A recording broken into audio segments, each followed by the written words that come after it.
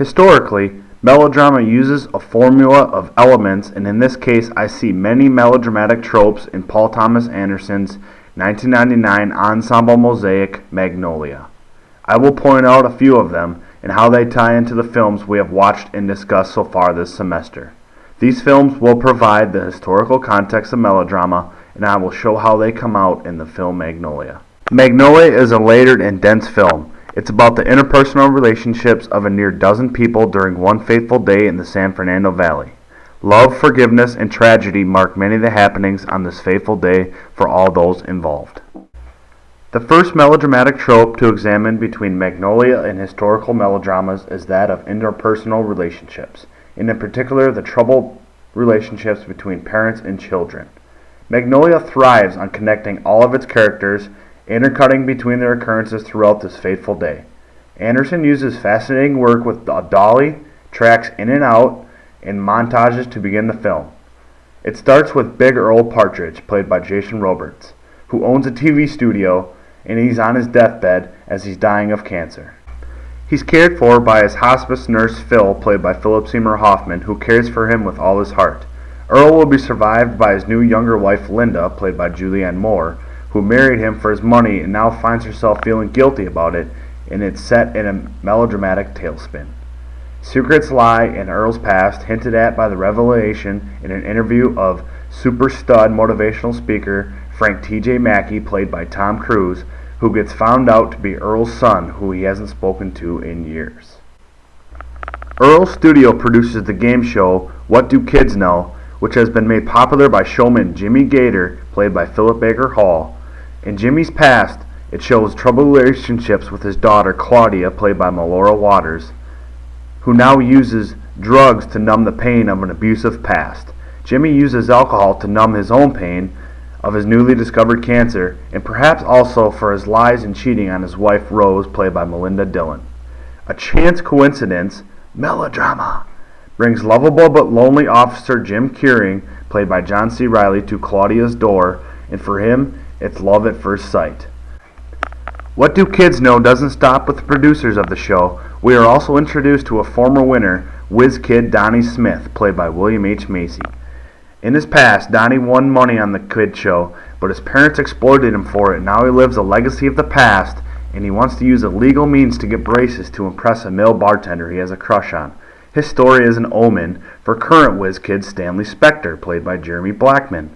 He's gifted with great intelligence and a thirst for knowledge, and Stanley does quite well in the game show, despite being pushed to the limits by his controlling father Rick, played by Michael Bowen. Mommy-daddy issues are all over this film.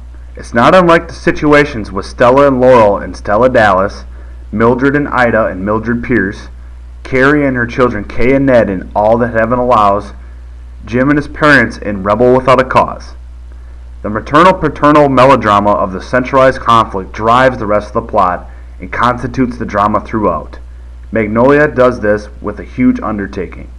While many melodramas can only focus on one central conflict between interpersonal relationships, Magnolia attempts to juggle multiple conflicts on the same day at the same time. In accomplishing this, Anderson creates an immensely rewarding melodramatic experience in Magnolia. He also uses a familiar melodramatic trope to accomplish it all and tie it all together, exaggerated emotion. Linda Partridge, who again is played by Julianne Moore, is not doing well with the guilt of her dying husband, who she's going to get rich off of. She has an over-the-top, crying conversation with her lawyer trying to get off of her husband's inheritance will. Anderson gives a wink to the audience with her line, "This is also melodramatic and over the top, I can barely fucking see straight." She also has a blow-up in the pharmacy while picking up Earl's medication. Paranoid, she yells at a worker there and her emotions come to a full boil.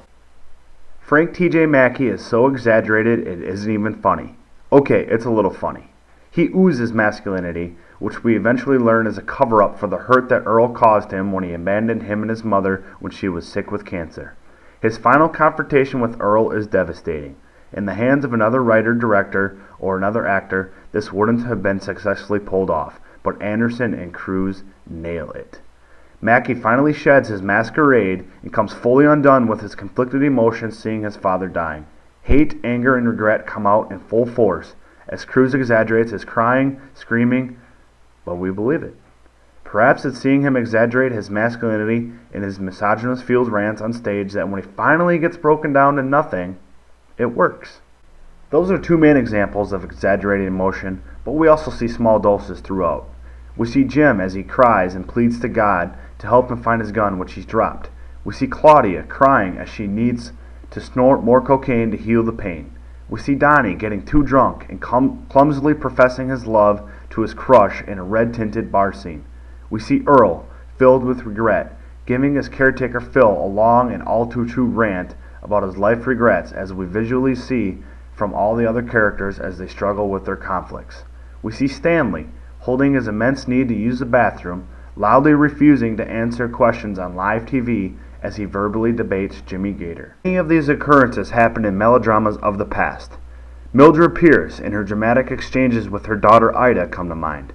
Whether it's arguing about their troubles near the staircase, which culminates with Mildred slapping Ida, or their climactic altercation at the beach house as she catches Ida with Monty. We also see it with James Dean, letting out his exaggerated scream as Jim in Rebel Without a Cause, near the end. And even a melodrama like The Housemaid uses immense exaggerations of emotions to get its confliction and sorrows across. In melodramas of the past, we've seen Rock Hudson fall off a cliff in All That Heaven Allows, Joan Fontaine get a mysterious disease in Letter from an Unknown Woman, and Ollie get work-related ulcers in Ollie, Fear Eats the Soul. Magnolia uses its own form of Deus Ex Machina. Exodus 8-2 again states, "And if thou refuse to let them go, behold, I will smite all thy borders with frogs." Anderson smites his characters with frogs, alright. He gives weather updates between scenes and before establishing shots, and he raises the humidity and chances for rain in sync with the emotional build of his characters and plots. The climax happens with the literal raining down of frogs, which sends a chill out message to his characters. I have examined Magnolia and how it reflects upon melodramas of the past. Choosing to focus in on one of the many threads of melodramatic storylines would have made a fine movie, but Anderson ups the ante. He juggles 3 to 4 movies worth of drama into one, and his influence of many of the melodramas we've seen is apparent. His love of interpersonal relationships, maternal-paternal melodrama, and exaggerated emotion shows in his filmography, but especially in Magnolia.